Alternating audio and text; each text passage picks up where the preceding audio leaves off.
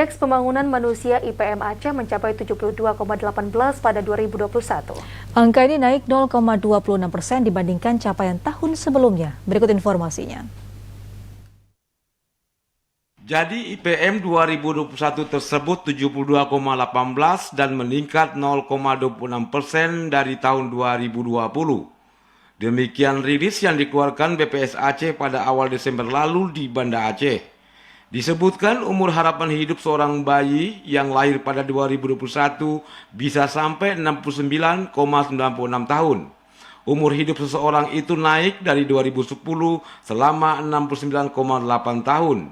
Selama periode 2010 hingga 2021, umur panjang dan hidup sehat meningkat 0,88 tahun atau rata-rata tumbuh 0,12% per tahun. Kemudian pada dimensi pendidikan, penduduk usia 7 tahun memiliki harapan lama sekolah selama 14,36 tahun.